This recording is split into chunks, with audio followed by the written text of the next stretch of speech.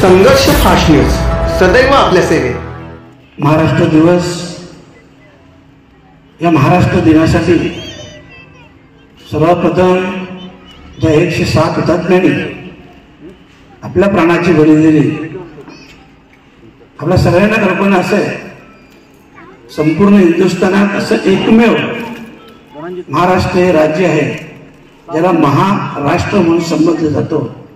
आणि हे महाराष्ट्र मिळवताना ज्या हुतात्म्याने प्राणाची आहुती दिली त्या सगळ्यांच्या स्मृतीस विनम्र अभिवादन करतोय। आपल्या सगळ्यांना कल्पना आहे देशाचं स्वातंत्र्य मिळताना देखील अनेक शहीदांनी आपल्या प्राणाची आहुती दिली, त्या सगळ्यांच्या स्मृतीस अभिवादन।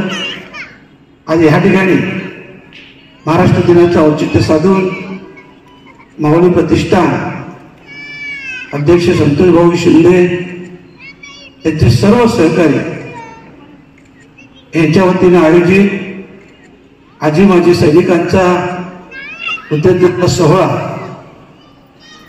आणि ह्या सोहळ्याच्या माध्यमातून उपस्थित सन्माननीय आमदार दौलतजी दरोडा साहेब, सर्व सन्माननीय अतिथी, आजी माजी, सर्व सैनिक, सर्व सैनिकांचे परिवार आणि खास करून अशा या कार्यक्रमाचं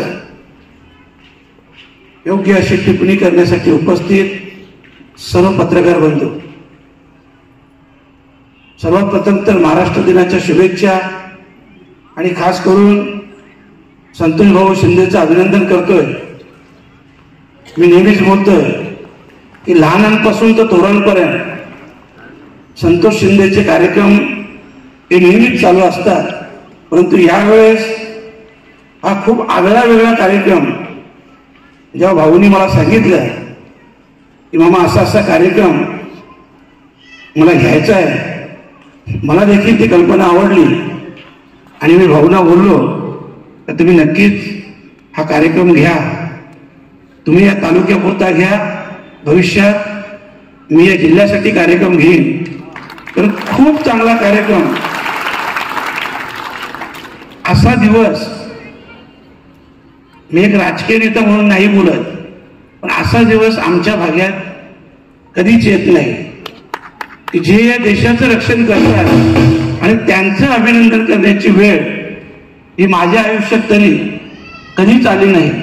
आणि आज पहिल्यांदा अशा या कार्यक्रमात मी सहभाग घेतला। खरं म्हटलं तर आज मला 35 लग्न आहे, मी फक्त 8च लग्न अटेंड केले आहे। मला खूप घाई होती, परंतु मी जेव्हा हा कार्यक्रम बघितला माझी इथून उठण्याची इच्छा झाली नाही, कारण मला कल्पना आहे हा दिवस माझ्या आयुष्यात पहिल्यांदा आला आणि तोही इतका चांगला जो दिवस खरोखरच माझ्या आयुष्यातला एक सुवर्ण अक्षराने लिहिलेला दिवस असेल।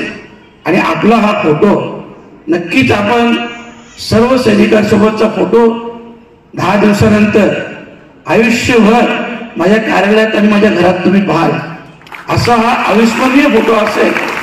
आणि दरोडा साहेबांनी सांगितलं की आपल्याविषयी आम्ही काय बोलावं, मी तर एवढंच सांगेन की आपले हे जे ऋण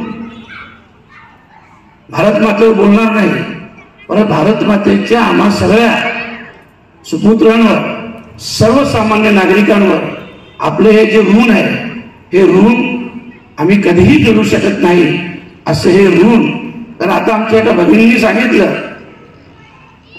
त्यांनी सगळ्या भगिनींची व्यथा बोलता बोलता मांडली।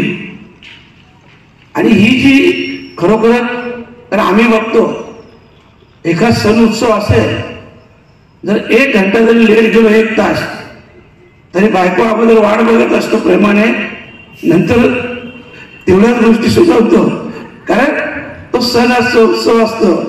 आणि असे सण उत्सव जेव्हा आमच्या आयुष्यात येतात आम्ही आनंदाने ते उत्सव साजरे करतोय।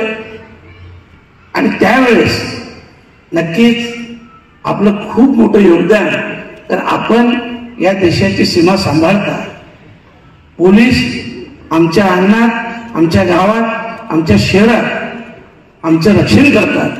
आणि म्हणूनच आज सगळे हिंदू मुस्लिम सगळे बांधव, सगळे सण उत्सव आज या देशात आनंदाने साजरे करतात. आणि म्हणूनच आजच्या दिवशी आपल्या सगळ्यांचं मी अभिनंदनही करतोय आणि पुन्हा एकदा सांगतोय की आपले हे ऋण हे कधीही न विसरणारे ऋण आहेत.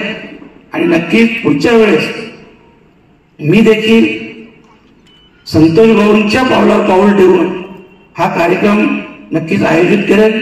पण तेव्हा सगळ्या जिल्ह्यातील सैनिकांचा एक खूप मोठा सन्मान असेल आणि नक्कीच त्या कार्यक्रमाची, ह्या कार्यक्रमाची देखील दखल घेतात, पण त्या कार्यक्रमाची देखील खूप मोठी दखल घेतील.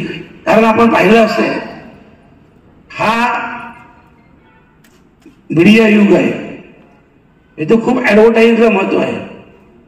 आणि ऍडव्हर्टाईज मध्ये सत्य बोलतोय की आपल्या सैनिकांचं जे काही काम आहे, देशाप्रती जी निष्ठा आहे, देशासाठी त्यांचा जो त्याग आहे, हा त्याग, ही निष्ठा किती प्रमाणात मीडियावर दाखवली जाते, किती कार्यक्रमात पहिल्यांदा देशभक्तिगीत लावलं जातं. खरं म्हटलं तर ह्या सगळ्या गोष्टींची दखल व्हायला पाहिजे.